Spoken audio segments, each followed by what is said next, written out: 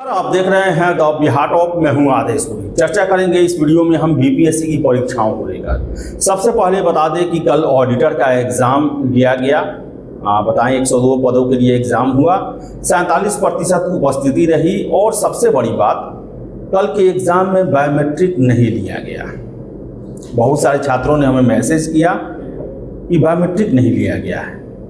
और बताएं आपको हम कि हमने अपने सोर्सेज से संपर्क करने की कोशिश की, इस मुद्दे पर जानने की कोशिश की कि आखिर वजह क्या है कि बायोमेट्रिक नहीं लिया गया सेंटरों पर। आपको बताएं कि कोई भी स्पष्ट जानकारी हमें नहीं मिल पाई। सोर्सेज के हवाले से इसको लेकर कोई जानकारी नहीं मिली।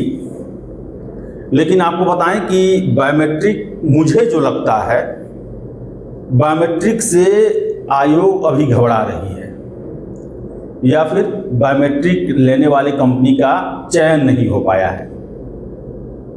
इन दोनों के पीछे वजह है, बायोमेट्रिक लेने से घबरा क्यों रही है कि एईडीओ एग्ज़ाम में आपको याद होगा कि बायोमेट्रिक फॉर्मूला ही सामने आया, पहली बार सामने आया देश में, जहां पर एग्जामिनेशन सेंटर में परीक्षा माफियाओं के द्वारा अपने लोगों को एज ए बायोमेट्रिक ऑपरेटर के रूप में एंट्री कराई गई और उनके द्वारा परीक्षा में गड़बड़ी करने की कोशिश भी की गई। एंट्री से पहले भी पकड़े गए और एग्जामिनेशन के दौरान भी पकड़े गए।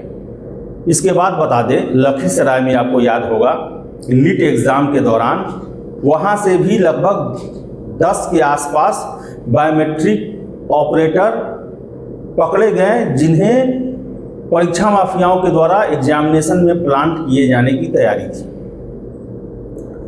ऐसे में बीपीएससी ये रिस्क लेना नहीं चाहती हो, क्योंकि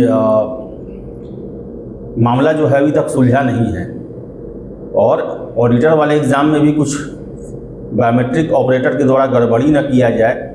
हो सकता है इस वजह से नहीं इस बार बायोमेट्रिक कराया गया हो।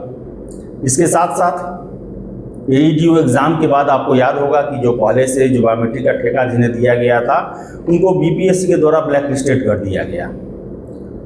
और हो सकता है, जानकारी नहीं है और न ही हमें सोर्सेज के द्वारा कुछ जानकारी दिया गया है, ये अनुमान लगा रहे हैं, हो सकता है कि बीपीएससी ने अभी तक कंपनी का चयन या उसकी जो प्रक्रिया है, चुनाव जो है नहीं हो पाया होगा, जिस कारण से ऑडिटर में बायोमेट्रिक नहीं हुआ।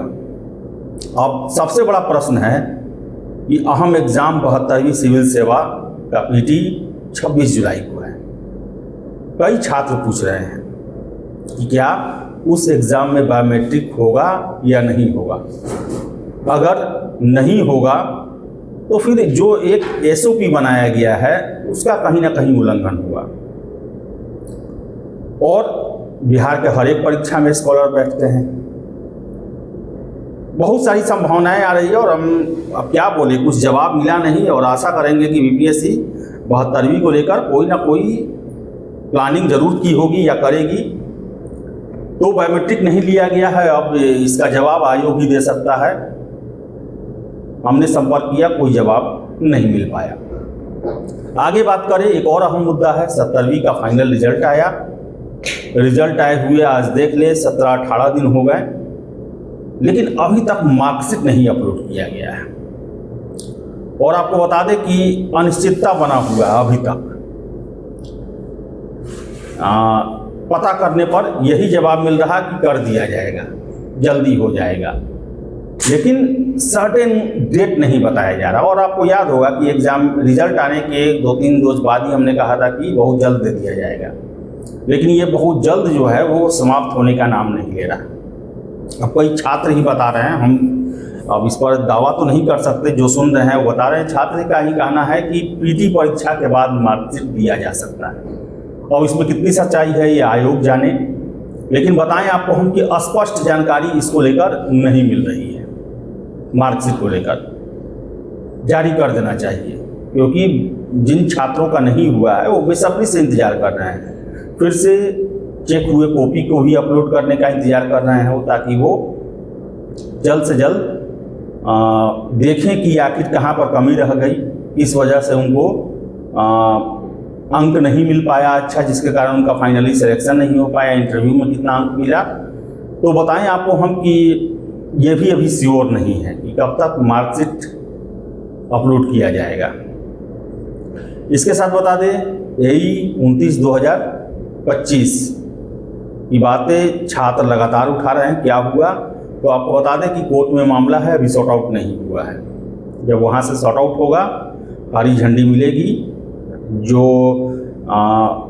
अधिमान मिलता है, वेटेज मिलता है, वो एक ही बार मिल सकता है। इसको लेकर कोर्ट में मामला लंबित है, जिसका फैसला अभी तक नहीं हुआ है। फिर से डीएसओ को लेकर बता दें, डीएसओ को लेकर कोई पेच फंसा हुआ है। बस इतना ही जानकारी हमें मिला कि कुछ पेच फंसा हुआ है विभाग स्तर पे, जिसके कारण देरी हो रही है और इस सप्ताह में रिजल्ट नहीं आने का संभावना जताया गया है। तो देखिए कब इसका रिजल्ट दिया जाता है। कुछ पेच की बात की जा रही है और इसलिए स्पष्ट इसको लेकर भी जानकारी नहीं मिला है। बस यही कि कुछ ना कुछ पेच है विभाग से अटका हुआ और वो क्लियर होगा तभी रिजल्ट दिया जाएगा। फिर से जो एएसओ हैं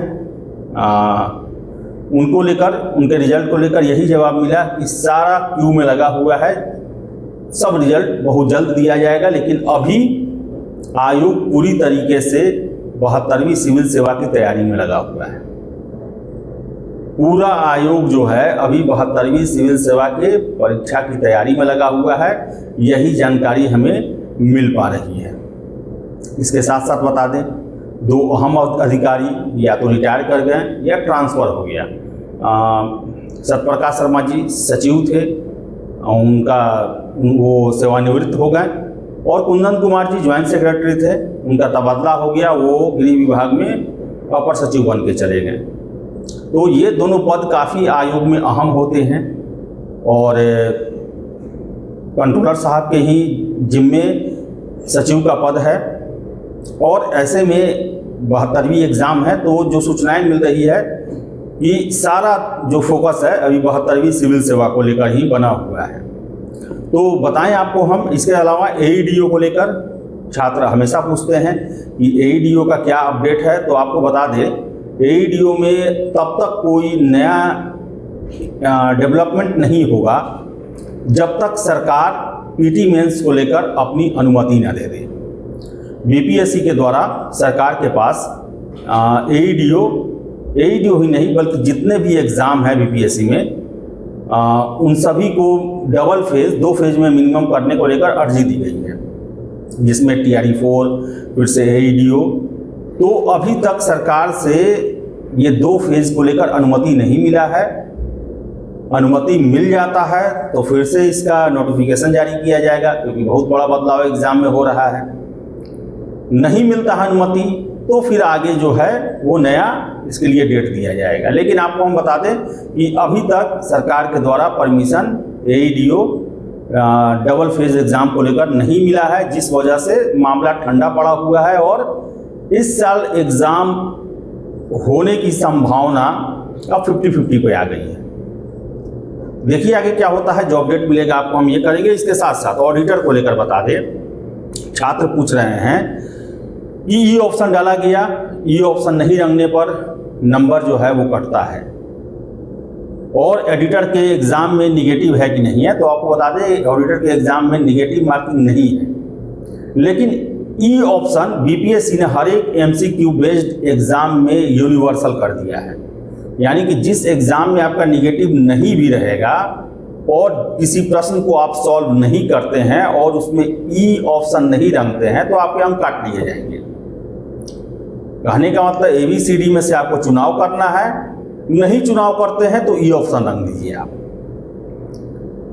कहने का मतलब है कि जो एडिटर का एग्ज़ाम हुआ उसमें निगेटिव नहीं था, लेकिन अगर आप कोई क्वेश्चन को सॉल्व नहीं किए और ई ऑप्शन नहीं रंगे आप, तो आपका 0.25 अंक जो है वो काट लिया जाएगा। तो यही है अपडेट, और